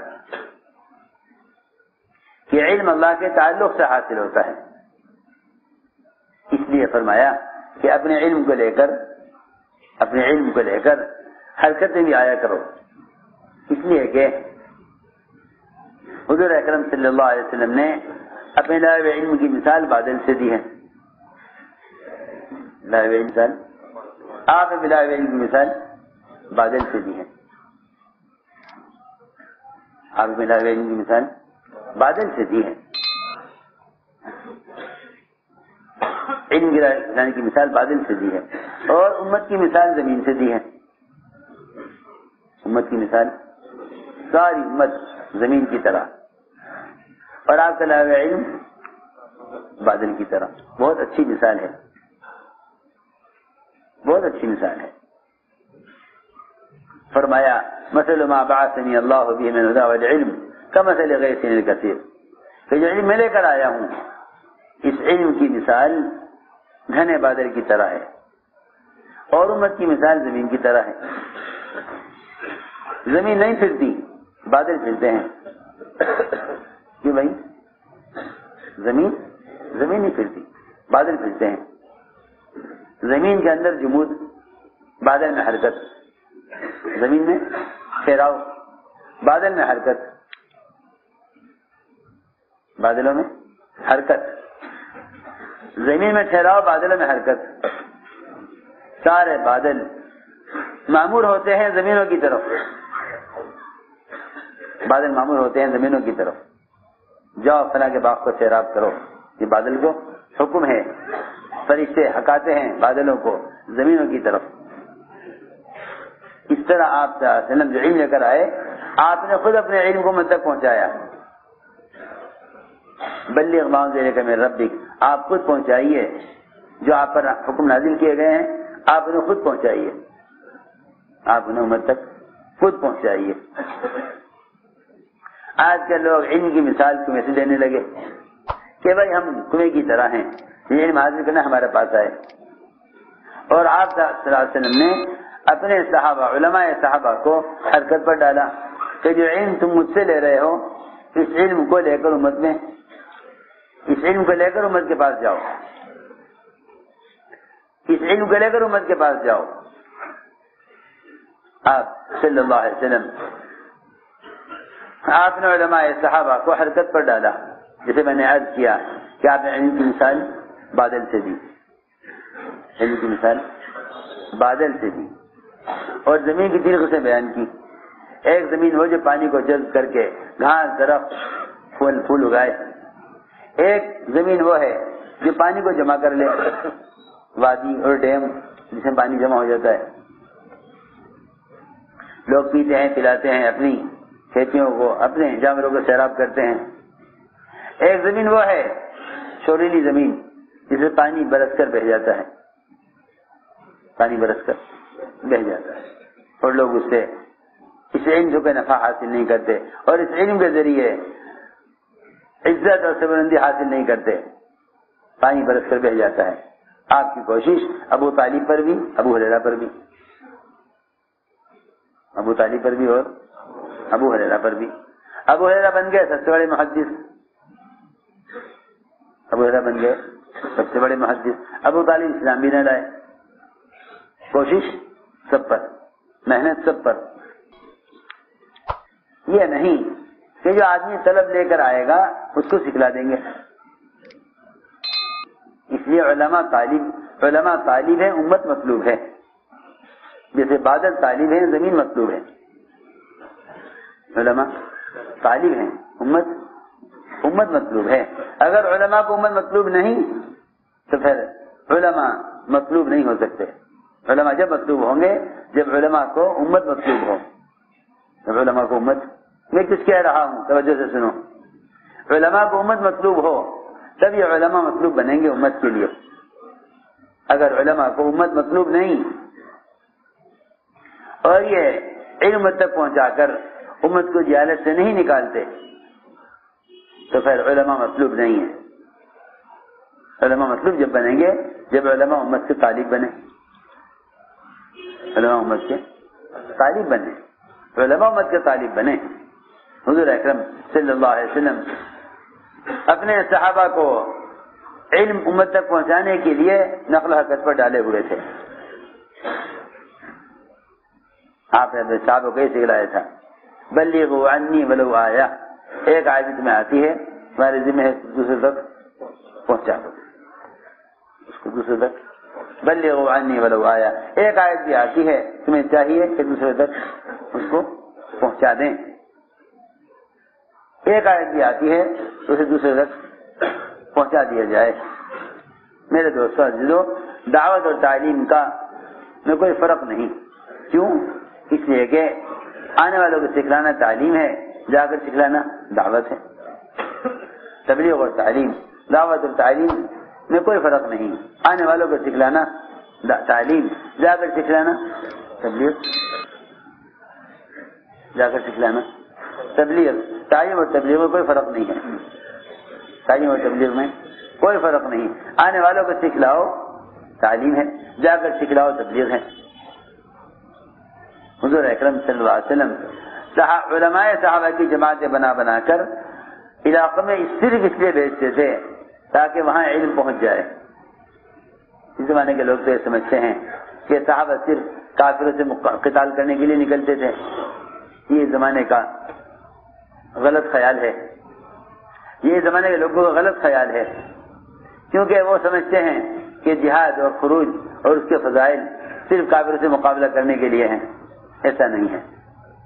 اللہ اکبر، اگر مسجد کی طرف چل کر آ رہا ہے علم حاصل کرنے کے لیے، علم حاصل کرنے کے لیے یا تعلیم خود کرانے کے لیے، تو فرمایا کہ یہ بھی جہاد میں سے ہے، یہ بھی جہاد کا ایک حصہ ہے، یہ جہاد کا ایک حصہ ہے کہ عام مسیح کی طرف چل کر آئیں علم حاصل کرنے کے لیے یا دوسروں کا علم سکھلانے کے لیے. ہمارے لیے ایسا فرماتے تھے. اس زمانے میں علم مسجد سے نکل گیا. اس زمانے میں علم مسجد سے نکل گیا. اس زمانے میں علم مسجد سے نکل گیا. اور واقعی یہی وجہ ہے کہ جب علم مسجد سے نہیں سیکھا جائے گا، جب علم مسجد سے نہیں سیکھا جائے گا تو عمل کی استعداد پیدا نہ ہوگی. میری بات توجہ سے سننا. ہم گھر کے ماحول میں، گناہوں کے ماحول میں، دنیا کے مشغولی کے ماحول میں تھوڑا سا علم حاصل کر لیتے ہیں. ہاں معلومات حاصل ہو جاتی ہے، لیکن عمل کی استعداد پیدا نہ ہوگی جب تک علم کے حلقوں میں اور علماء کی صحبت میں اور مسجد کے ماحول میں اور فرشتوں کے پروں میں رہ کر علم نہیں سیکھیں گے. عمل کی استعداد ملائکہ کے پروں میں رہنے سے پیدا ہوتی ہے. جس طرح مرغوں انڈوں کے اندر حیات وہ پیدا ہوتی ہے مرغی کے پروں سے، اس طرح فرشتوں کے پروں میں رہنے سے عمل کی استعداد پیدا ہوتی ہے. میں نے عرض کیا کہ حضور اکرم صلی اللہ علیہ وسلم نے اپنے صحابہ کو متحرک بنایا تھا کہ علم کو لے کر حرکت میں آئیں. حضرت نے مطالبہ کیا کہ ہمارے یہاں جماعت بھیجیں. فرمایا مجھے اطمینان نہیں ہے نہ اس پر، لیکن علم طلب کرنا چاہتے ہیں تو آپ نے 70 صحابہ چنے علماء قراء اپنے صحابہ میں سے، اور 70 کی جماعت بنا کر آپ نے روانہ کی. بیر معونہ میں سارے علماء کو شہید کر دیا گیا. سارے علماء کو سب سے بڑی صحابہ میں سب سے بڑی علماء کی جماعت ایک وقت میں بغیر کسی قتال کے، بغیر کسی جنگ کے، بغیر کسی مقابلے کے، بغیر کسی غزوے کے، جو سب سے بڑی جماعت علماء کی شہید ہوئی وہ صرف علم پہنچانے کے لیے شہید کی گئی. انہوں نے خود کہا صحابہ نے، علماء صحابہ نے، کہ ہم تو مقابلے کے لیے قتال کے لیے نہیں نکلے، ہم تو حضور اکرم صلی اللہ علیہ وسلم کی ایک اہم ضرورت کے لیے جا رہے ہیں. آپ نے بھیجا ہے علم سکھلانے کے لیے جا رہے ہیں، ہمارا کسی مقابلہ نہیں ہے. آپ اندازہ کریں اللہ کے راستے کے نفر کا مقصد، اللہ کے راستے میں نکلنے کا اصل مقصد کہ جو غیر عالم ہے وہ نکلے اپنے ماحول سے علم حاصل کرنے کے لیے، جو عالم ہے وہ نکلے اپنے ماحول سے امت تک علم کو پہنچانے کے لیے. معلوم ہوتا ہے کہ خروج اور نفر اور اللہ کے راستے کی نقل و حرکت کا سب سے بنیادی مقصد نبی کی بعثت کا بنیادی مقصد امت کو علم پہنچانا اور امت کو جہالت سے نکالنا ہے. نہ کہ یہ کہہ دینا کہ یہ تو سب قتال کے فضائل ہیں اور قتال زمانے میں ہے نہیں. یہ تبلیغ والے قتال کے فضائل کو تبلیغ میں استعمال کر کے کہتے ہیں اللہ کے راستے میں نکلنے کا یہ اجر ہے. ارے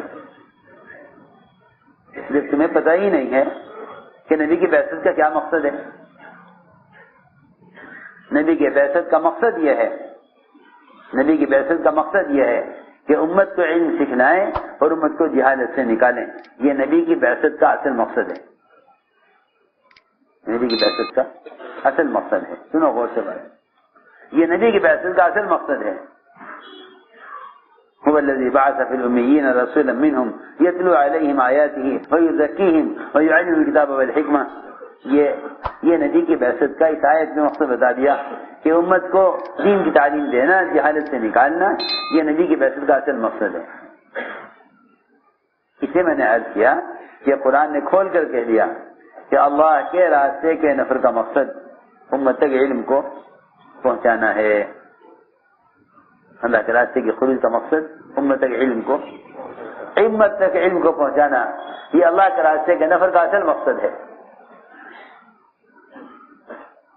دیکھو خوب قرآن کی آیتوں میں غور کرو. اللہ فرما رہے ہیں یہ تو نہیں کہہ رہے کہ سب نہ نکلیں. علماء کے بارے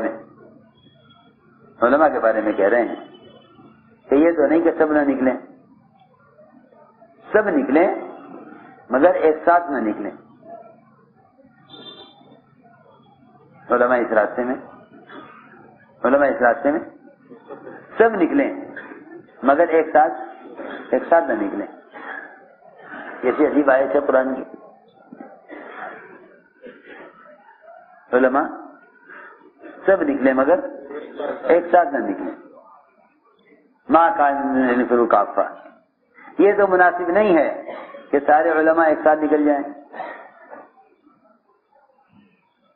سارے علماء ایک ساتھ نکل جائیں، یہ تو مناسب نہیں کہ سارے علماء ایک ساتھ نکل جائیں. ایسا کیوں نہیں کرتے کہ علماء کی ایک جماعت نکلے اللہ کے راستے میں، باقی علماء مقام پر رہیں، باقی علماء مقام پر رہیں، تاکہ جو لوگ ان علماء کے پاس علم طلب کرنے کے لیے آئیں، سوالات لے کر آئیں، استفساء کے لیے آئیں، مسئلہ پوچھنے کے لیے آئیں، تو یہ ان کی ضرورت کو پورا کرنے کے لیے مقام پر رہیں. جنہیں طلب ہے علم کی، ان کی طلب پوری کی جائے. ایک جماعت نکل جائے اللہ کے راستے میں علماء کی. کیوں؟ اس لیے نکلے تاکہ وہ دیکھے دنیا میں پھر کر کہ اللہ کی اطاعت کرنے والے ان پر اللہ تعالیٰ کی طرف سے کیا انعامات ہیں، جنہیں علم حاصل کر کے اللہ کی اطاعت کی ان پر کیا انعامات ہیں، اور جنہوں نے علم سے جاہل رہ کر اللہ کی اطاعت کو چھوڑ دیا اور اللہ کے اوامر پر نہیں ہیں اور جہالت کی وجہ سے وہ گناہوں کے طرف مبتلا ہیں، ان پر اللہ کی طرف سے کیا عذاب ہے. ان حالات کا اللہ کے راستے میں پھر کر ان حالات کا مشاہدہ کریں. اس سے ان کے علم کے اندر رسوخ پیدا ہو جائے گا، اور جب واپس آئیں گے تو واپس آ کر اپنی قوم کو ڈرانا، ان کی تحذیر مؤثر ہو جائے گی، ان کا اپنی قوم کا آ کر ڈرانا مؤثر ہو جائے گا. یہ فرمایا. کیسی عجیب بات ہے. وَلِيُنذِرُوا قَوْمَهُمْ إِذَا رَجَعُوا إِلَيْهِمْ، جب واپس آئیں تو مقامی لوگوں کو آ کر ڈرائیں کہ بھائی ہم تو امت کے حالات دے کر آئے ہیں. ارے سنو تو صحیح، امت کے حالات دے کر آئے ہیں. جب ایک مالدار آدمی فقراء میں، غربا میں، ننگے بھوکے، بیمار پریشان حال لوگوں میں جاتا ہے تو اس کو اپنے مال کے مصارف معلوم ہوتے ہیں کہ مجھے مال کہاں کہاں خرچ کرنا ہے، مجھے مال کہاں کہاں خرچ کرنا ہے.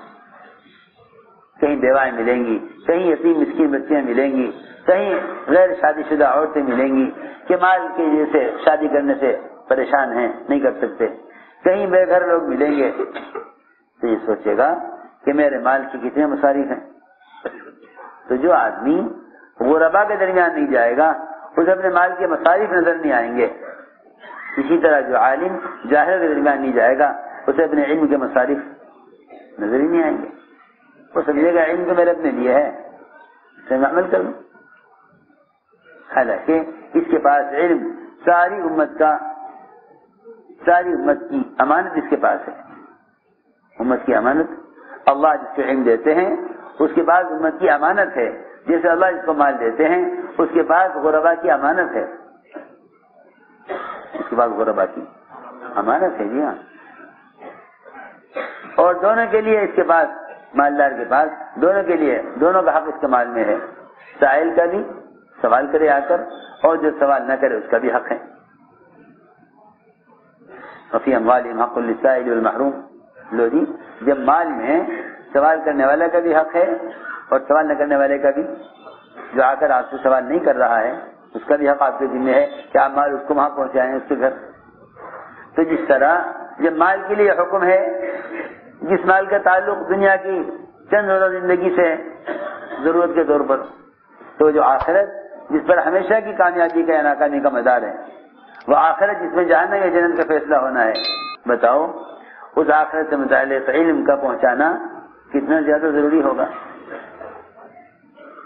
جب مالدار کے حق، مالدار کے مال میں سائل کا اور محروم کا دونوں کا حق ہے، تو علم میں سائل کا اور محروم کا حق کیوں نہ ہوگا؟ جو آ کر پوچھ رہا ہے اس کا بھی حق، جو آ کر پوچھ نہیں رہا ہے اس کا بھی حق. میری بات یاد رکھنا، میری بات یاد رکھنا سب. کہ علم کا چھپانا حرام ہے،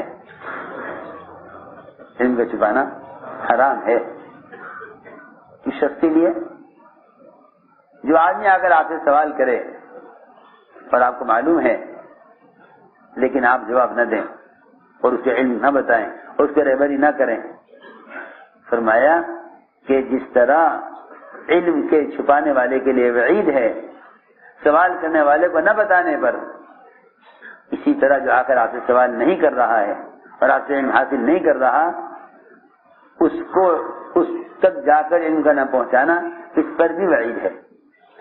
اس لیے کہ دونوں طریقے علم کے چھپانے کے ہیں، جو آگے سے سوال کرے آپ اس سے علم چھپا لیں اور جو آگے سوال نہیں کر رہا ہے آپ اس کو علم نہ پہنچائیں۔ ارے سنو میں کیا کہہ رہا ہوں،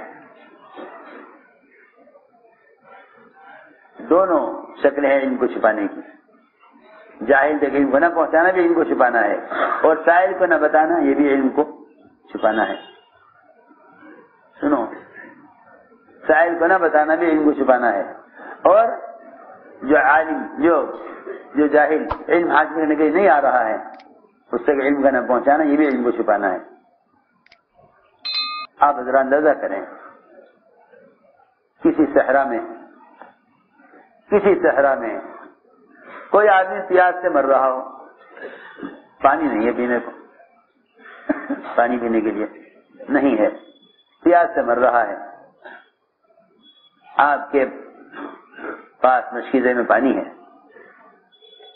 اور آپ یہ کہیں کہ پیسے دو گے تو پلا دوں گا پانی، پیسے دو گے تو پانی پلاؤں گا، پیسے لاؤ، کیا لاؤ، اور پیسے ہیں نہیں اس کے پاس، کیا کرے گا بتاؤ؟ آپ اندازہ کرو، اس سے بڑا ظالم آپ کسی کو سمجھتے ہیں کہ وہ ایک صحرا میں جہاں کہیں پانی نہیں ہے وہاں جان دے رہا پیاس سے، اس کے پاس پانی ہے، وہ یوں کہے کہ لاؤ پیسے دو پانی ملے گا؟ بتاؤ اس سے بڑا ظالم کسی کو سمجھو گے؟ ارے سنو تو صحیح، کتنا بڑا ظالم ہوگا یہ آدمی کہ ایک آدمی پیاس سے مر رہا اور آپ کہہ دیں پیسے لاؤ تو پانی ملے، کیوں بھائی؟ نہیں، اس کی جان بچاؤ، پانی پلا کے جلدی۔ بس میں یہ کہنا چاہتا ہوں کہ اس کے پیاسا مر جانے سے بھی زیادہ بڑا ظلم، اس سے پیاسے مر جانے سے بھی زیادہ بڑا ظلم یہ ہے کہ لوگوں کے پاس علم ہو اور وہ اپنے پڑوسیوں کو علم نہ پہنچائیں، یہ اس سے بھی زیادہ بڑا ظلم ہے، کیونکہ پیاس سے مر کے تو شاید شہید ہو جاوے لیکن جاہل مر کر آخرت کے اعتبار سے کتنے نقصان میں ہوگا۔ اس لیے حضور اکرم صلی اللہ علیہ وسلم نے اپنے صحابہ کو اس کا مکلف کیا، اس کا حکم دیا کہ اپنے علم کو لے کر حرکت میں آئیں، علم کو لے کر حرکت میں آئیں، اپنے علم کو لے کر۔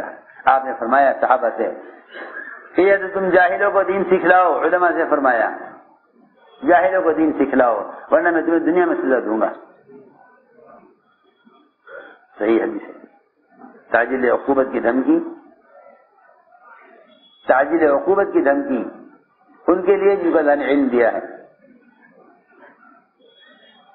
علماء کو پتہ چلا کہ آپ نے بیان کیا ہے، سارے علماء آپ کے پاس آ گئے اور کہا کہ آپ نے ایسا بیان کیا ہے، آپ فرماتے ہیں؟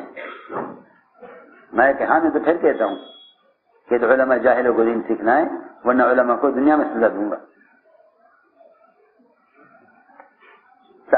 علماء نے عرض کیا چلیے بھی جاہل ہم سے سیکھتے نہیں، ہم کیا کریں؟